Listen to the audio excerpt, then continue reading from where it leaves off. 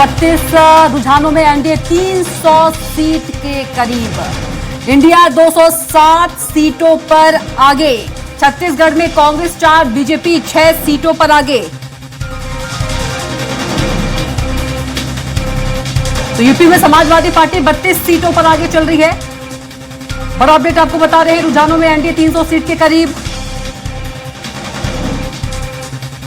India 260 seat. तो छत्तीसगढ़ में Congress 4, BJP 6 सीटों पर। मध्य प्रदेश में कांग्रेस 4, बीजेपी 23 सीटों पर आगे चल रही है।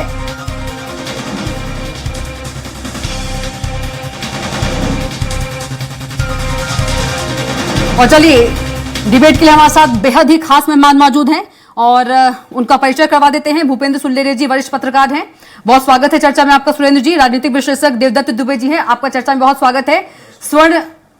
कौशल बेट भी, माफ कीजिएगा, कौशल स्वर्ण बेट भी हमारे साथ मौजूद है, आपका भी चर्चा में बहुत स्वागत है। तो हमारे साथ तमाम गेस्ट जो हैं बेहद खास हैं, जुड़ चुके हैं। सबसे पहले देवदत्त दुबे जी के पास चलेंगे। देवदत्त जी, कैसे देख रहे हैं रुझान को? देखिए, अब तक के जो रुझान आए हैं, हालांकि ये शुरुआती रुझान है, लेकिन एक बात स्पष्ट हो गई कि जो एग्जिट पोल के परिणाम थे वो कहीं रुझानों में नहीं दिख रहे हैं। कोई भी एग्जिट पोल सभी मिला के देखें तो 150 सीटों से ज़्यादा इंडिया गठबंधन को नहीं दे रहे थे, लेकिन अभी रुझानों में हम देख रहे हैं जो बढ़त है वो 200 लगभग सीटों पर इंडिया गठबंधन की है। और एक बात और, जो 2019 और 14 में बीजेपी लाखों वोटों की बढ़त बनाती थी, वो कांटे के मुकाबले चल रहे हैं। खासकर उत्तर प्रदेश जैसे सबसे बड़ी राज्य में, जिसका कहता है कि उत्तर प्रदेश जिसके साथ सरकार उसकी, वहाँ 32 सीटों पर समाजवादी पार्टी आगे है। तो मुझे लगता है बड़े उलटफेर वाले परिणाम रहेंगे और इस बार अंतिम राउंड तक प्रतीक्षा करनी होगी परिणामों की। बीजेपी की कुछ सीटें मध्य प्रदेश में जरूर ऐसी रहेंगी जो लाखों से जीतेंगे, चाहे वो इंदौर हो, गुना हो, विदिशा हो, खजुराहो हो। ये कुछ सीटों पर जो बढ़त दिख रही है वो लग रही है कि ये लाखों की लीड पर जाएगी। जैसे इंदौर में तो 90 से 96% वोट ले रहे हैं ललवानी जी, वहाँ क्योंकि कांग्रेस का प्रत्याशी नहीं था। खजुराहो में भी जो इंडिया गठबंधन का प्रत्याशी था वो बाहर हो गया था।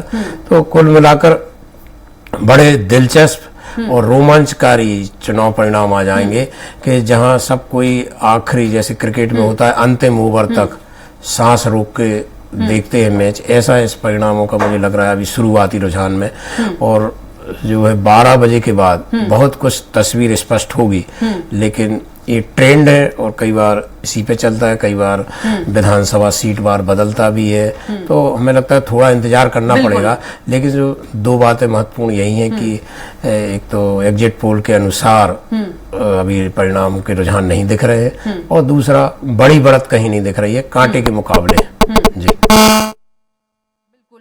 कौशल स्वर्ण बेट भी हमारे साथ मौजूद है, वरिष्ठ पत्रकार। और उससे पहले इंट्रो करवा देती हूँ, हमारे साथ अजय साहू जी हैं कांग्रेस से, कांग्रेस प्रवक्ता, और प्रवीण साहू जी हैं बीजेपी प्रवक्ता। आप दोनों का भी चर्चा में बहुत स्वागत है। और कौशल स्वर्ण बेट जी के पास चलेंगे। कौशल जी, छत्तीसगढ़ की बात करें, जहां बीजेपी कह रही थी कि 11 में से 11 सीटें जो है वो जीतेंगे, लेकिन जो रुझान है, रुझान कांग्रेस को 4 सीटों पर आगे ले जाते हुए दिखाई दे रही है।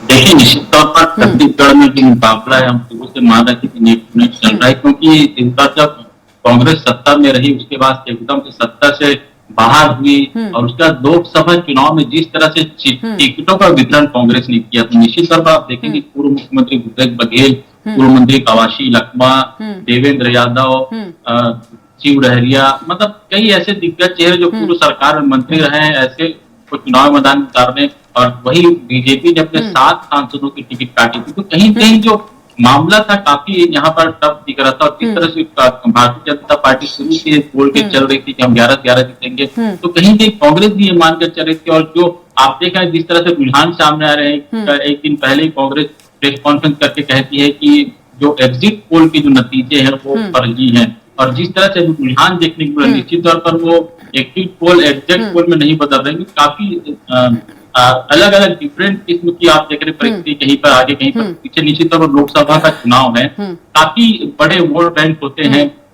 लाखों का मार्जिन होता है जीत हार का। कहीं भी 2000-3000 की बढ़त है और 4-5 हजार की पीछे है। मुझे लगता है कि क्योंकि 20-20, 22-22 राउंड की गिनती होती है 14-14 टेबलों में, तो जिस तरह से वोटों की स्थिति दिखती है, मुझे ऐसा लगता है कि जब तक 12 से 1 बजे तक आप देखेंगे कि एकल जो स्थिति है वो हमको देखने को मिलेगी। क्योंकि छत्तीसगढ़ में आप कांग्रेस निश्चित तौर पर बोल रही थी कि इसका इतिहास बनने जा रहा है, तो जिस तरह से बढ़त दिख रही है, क्योंकि कांग्रेस छत्तीसगढ़ में 2 से ज्यादा सीट कभी नहीं जीत पाई पिछले 3 चुनाव की बात करें तो। और चौथा चुनाव निश्चित तौर पर काफी रोचक और बेहद ही दिलचस्प मुकाबला होने जा रहा है। आप देखेंगे भूपेश बघेल आगे चल रहे हैं, कवासी लखमा आगे चल रहे हैं, देवेंद्र यादव आगे चल रहे हैं। तो कहीं कहीं जो स्थिति अभी दिख रही है, तो अभी क्योंकि शुरुआती रुझान है, 1-1, 2-2 राउंड की गिनती की बात की स्थिति है, जब तक आप देखेंगे 22 राउंड में 12-15 राउंड तक गिनती पूरी नहीं हो जाएगी, तब तक स्पष्ट नहीं कहा जा सकता कि कौन से दल का जो नेता है वो जीत रहा। बिल्कुल। अजय गंगवानी जी हमारे साथ है। अजय जी माफ कीजिएगा, अजय साहू हमारे साथ हैं बीजेपी से। माफ कीजिएगा, कांग्रेस से। अजय साहू जी, किस तरह से देखते हैं इस रुझान को?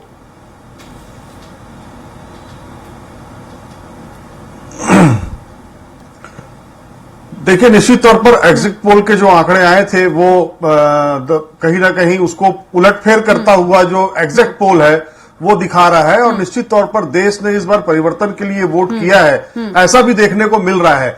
जिस तरीके से उत्तर प्रदेश में इंडिया गठबंधन की सीटें लगातार बढ़ रही हैं, और पूरे देश से छत्तीसगढ़ की बात करें तो छत्तीसगढ़ में भी अधिकांश सीटों पर कांग्रेस पर प्रत्याशी जो है वो बढ़त बनाए हुए हैं और आगे चल रहे हैं। तो हमें ये उम्मीद है कि निश्चित तौर पर ये जो परिणाम आएंगे ये एग्जिट पोल के उलट आएंगे, और एग्जिट पोल में निश्चित तौर पर इंडिया गठबंधन की सरकार बनेगी।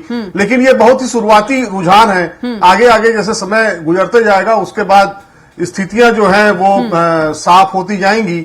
लेकिन हम शुरू से ही कह रहे थे कि इस बार देश के अंदर जो हवा है वो परिवर्तन की बयार है। ऐसा पहली बार हुआ होगा कि माननीय प्रधानमंत्री जी वाराणसी सीट से पीछे चल रहे हैं। ये भी कहीं ना कहीं दर्शाता है कि उन्होंने पूरे लोकसभा चुनाव में जिस तरीके की भाषा का उपयोग किया, वाराणसी को, बनारस को, उत्तर प्रदेश को तहजीब के लिए जाना जाता है, और जिस तरीके से उन्होंने शब्दों की मर्यादा लांघी, उसके खिलाफ भी कहीं ना कहीं जनता ने मताधिकार का उपयोग किया है।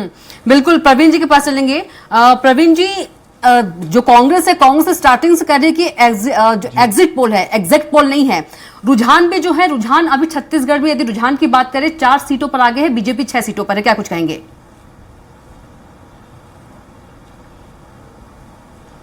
सबसे पहले भारत माता की जय कहूंगा, और आपके सवाल चले के दर्शकों को प्रणाम, और सभी मतदाताओं को धन्यवाद करूंगा कि आपने मताधिकार का उपयोग किया। और देखिए, जो रुझान वर्तमान में आए हैं प्रारंभिक रुझान है, इस प्रकार हमारे आदरणीय हमारे जो लगभग रुझान है स्पष्ट होता है, तो निश्चित रूप से हम कह सकते हैं कि हमारी भाजपा की सरकार तीसरी बार आने वाली है और प्रचंड बहुमत के साथ आएगी। वर्तमान में तो केवल 1 या 2 राउंड के परिणाम आए हैं, इसमें भी हमको लीड मिल रही है, तो निश्चित रूप से प्रदर्शित हो रहा है। जनता मोदी सरकार पर पुनः विश्वास कर रही है, और लगातार जिस प्रकार मोदी जी ने देश में विकास किया, विश्वास कर रही है, और लगातार जिस प्रकार मोदी जी ने देश में विकास किया है, उस आधार पर जनता ने फिर उनको चुना है और चुनने वाली है, और हमारी जो सीटें हैं निश्चित रूप से बढ़ेंगी।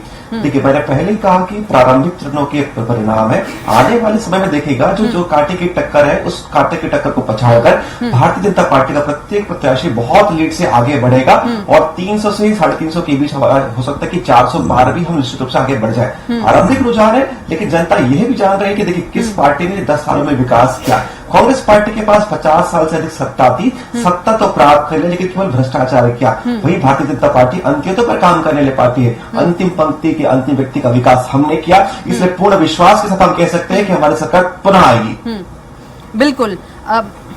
भूपेंद्र सुल्लेरी जी के पास चलेंगे। भूपेंद्र जी, क्या कुछ कहेंगे इन रुझानों को देखकर? हालांकि परिणाम नहीं है अभी ये।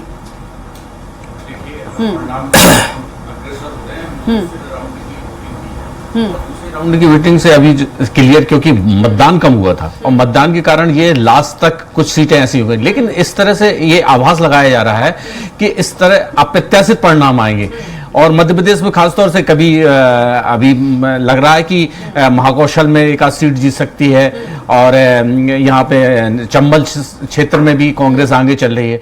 तो निश्चित रूप से अभी कुछ कयास नहीं लगाया जा सकते, लेकिन 5वें और 6वें राउंड के बाद कुछ लगाया जा सकता है। लेकिन कई सीटों में मुझे ऐसा लगता है कि अंतिम चरण 16-17 राउंड की काउंटिंग चलेगी, उसके बाद ही परिणाम प्रदेश होता है। लेकिन इससे ये स्पष्ट हो रहा है कि इस चुनाव में इंडिया गठबंधन का जो अंडर करंट था, उनका कहना था, तो अभी जो रुझानों से लग रहा है तो इस तरह से ये लग रहा है कि उनका अंडर करंट, जो उनकी बात नेता कह रहे थे, वो अंडर करंट काम कर रहा था और एंटी कंपेंसी का भी सामने नहीं दिख रही थी। लेकिन कुछ इस तरह से इन परिणामों से, रुझानों से पता चल रहा है कि इस तरह से ये दिख रहा है। और जो भी अभी परिणाम आएंगे उसके बाद ये भी लग रहा है कि भारतीय जो 18वीं लोकसभा का गठन होगा, उस लोकसभा में कुछ अप्रत्याशित बड़े विकेट गिरेंगे और नए विकेट आएंगे, ऐसा भी लग रहा है। और कई लोगों को तो ऐसा उपयोग किया गया है कि जिसमें उनकी राजनीति की अंतिम पारी है और अगर वो रहे तो वो भी अंतिम रहेगी और अगर नहीं रहे तो भी वो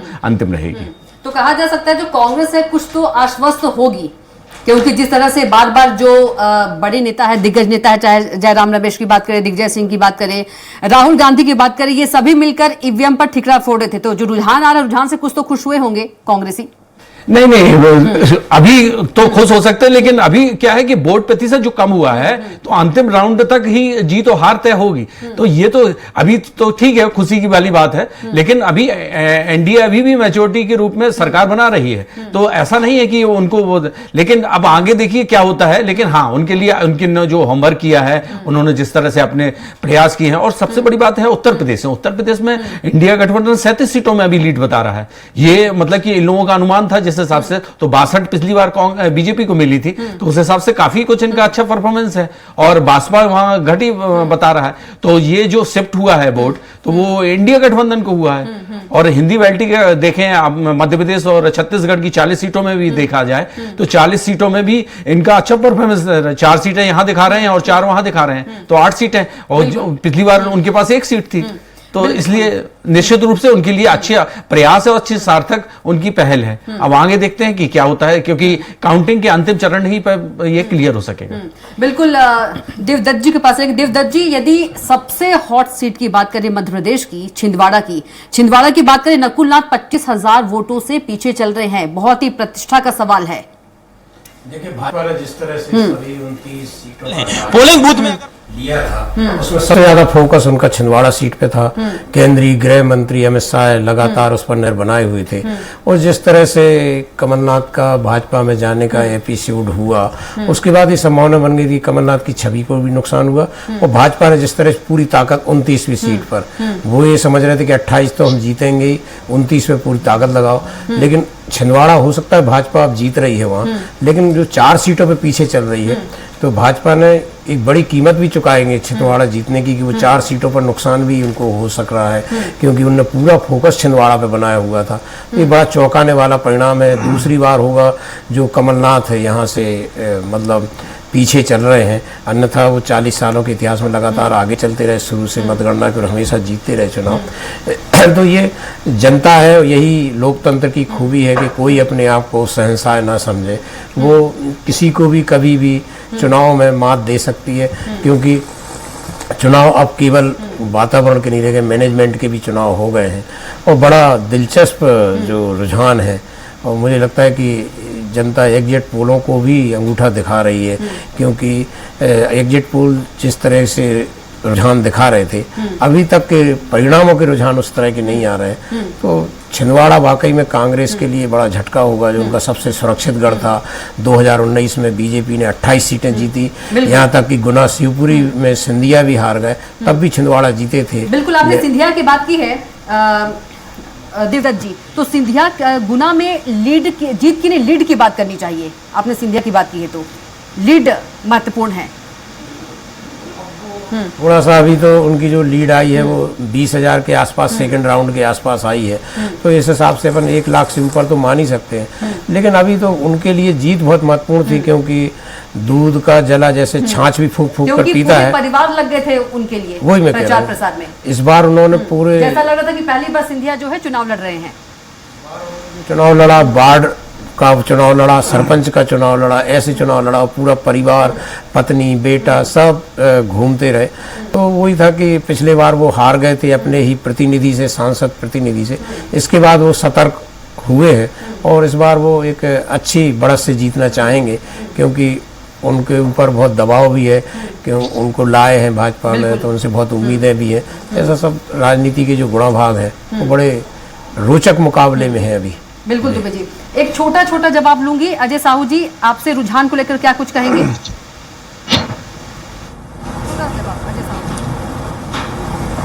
निश्चित तौर पर हम जिस तरीके से आशान्वित थे उस तरीके के परिणाम देखने को मिल रहे हैं और देश की जनता ने इस बार मुद्दों पर अगर मतदान किया है तो परिवर्तन निश्चित है। पहली बार ये देखने को मिला है कि इंडिया गठबंधन जो है वो लगातार लोगों के बीच में गया, जो उनकी एकता थी इंडिया गठबंधन की वो लोगों ने देखा और निश्चित तौर पर हमारा जो विजन था उसको लोगों ने एक्सेप्ट किया और यही कारण है कि ये जो परिणाम हमारे पक्ष में दिखाई दे रहे हैं। एक छोटा जवाब प्रवीण साहू जी, आपका छोटा जवाब रुझान को लेकर, छोटा सा, ब्रेक लेना है जी। देखिए, वर्तमान में लगभग 300 सीटें हमारे पक्ष में है, लेकिन मैं कांग्रेस के मित्रों से पूछना चाहता हूं कि आपका दोहरा रवैया वर्तमान में फिर प्रदर्शित हो गया। आप जब चुनाव लेकिन जब आपके विपरीत चाहते हैं तो ईवीएम को दोष देते हैं। क्या आपके जो आपने रवैया पर स्पष्ट रखा है? आप लगातार ईवीएम पर प्रश्न उठा रहे थे। चुनाव आयोग ने बार-बार स्पष्ट किया कि ईवीएम कभी ईवीएम पर प्रश्न उठा रहे थे। चुनाव आयोग ने बार-बार स्पष्ट किया कि ईवीएम कभी हैक नहीं होता, लेकिन लगातार प्रश्न उठाए। अभी देखिए शुरुआत में, अभी देखिए सुबह 10 बजे, लगभग 10 बज रहा है कि ईवीएम की प्रशंसा करेंगे, शाम होते तो देखिएगा फिर से कहें कि ईवीएम हैक हो चुका है। लेकिन जनता जानती है कि ईवीएम हैक नहीं हुआ है, हमने लगातार काम किया है। इसमें आपको कहना चाहता हूं कि जब सारे परिणाम जब स्पष्ट होंगे तो निश्चित रूप से प्रचंड बहुमत के साथ एनडीए की सरकार फिर से तीसरी बार सरकार आएगी और जनता निश्चित रूप से फिर से प्रसन्न होने वाली है। आप तीनों का बहुत ही शुक्रिया चर्चा में जुड़ने का। अजय साहू जी आपका भी, प्रवीण साहू जी आपका भी और कौशल स्वर्णबेर जी आपका भी, और आप दोनों बने रहिएगा। तो एनडीए की बात करें, एनडीए रुझानों में आगे है, तो लेंगे एक छोटा सा ब्रेक, जल्द लौटेंगे।